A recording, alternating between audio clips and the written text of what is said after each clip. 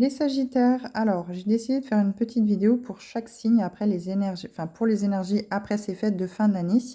Et vous, les Sagittaires, vous avez la carte Être soi numéro 10.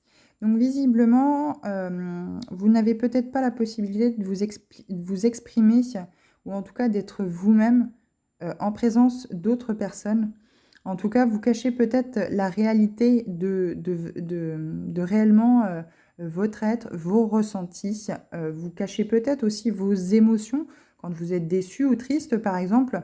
On vous conseille vraiment là de vraiment être vous-même. L'important, c'est d'être et d'agir en restant fidèle à ce que l'on est. Donc voilà, mettez peut-être des actions qui sont fidèles à vous-même.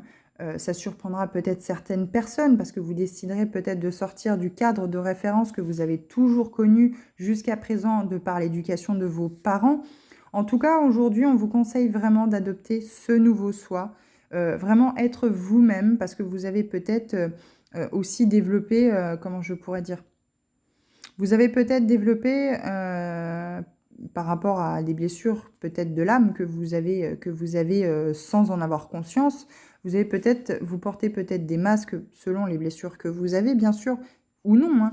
Mais là, on vous dit véritablement qu'il faut retrouver votre vous intérieur, de vraiment redécouvrir ce que vous aimez, qui vous êtes, les convictions et les valeurs que vous avez, sans du tout vous préoccuper de ce que pourraient dire les autres, en tout cas des jugements, le jugement que d'autres pourraient apporter sur ce fait de changement, de vouloir vous montrer tel que vous êtes. Il faut aussi accepter que vous avez des imperfections, hein, si ce n'est pas le cas. Prenez vraiment ces imperfections comme une chance. euh, Même si pour certains ça peut être pénible, voyez que vous êtes aussi avec des qualités, des imperfections, comme peut-être la personne également avec laquelle vous vivez. Si enfin la personne les accepte, à vous aussi d'accepter peut-être ces imperfections, à l'autre aussi également.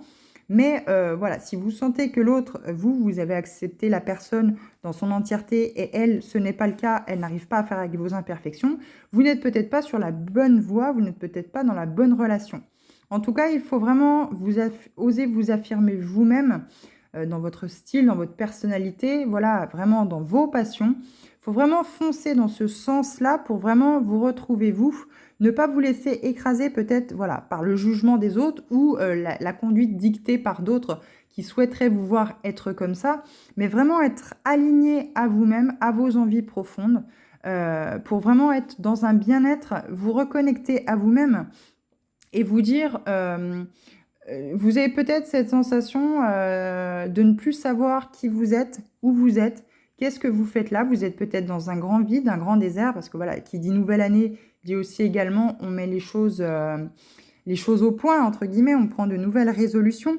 Mais peut-être que là, justement, vous n'arrivez pas à trouver, entre guillemets, ni queue ni tête dans la vie, parce que vous n'avez peut-être pas d'aspiration, parce que peut-être que vous avez mis en sommeil voilà, vos passions, ce que vous êtes vraiment, alors peut-être depuis des années ou peut-être parce que vous vous êtes mis en relation avec une personne qui ne vous permet pas d'être vous-même parce que vous-même vous vous mettez des barrières en vous disant elle va peut-être me juger parce que je suis comme ci ou comme ça.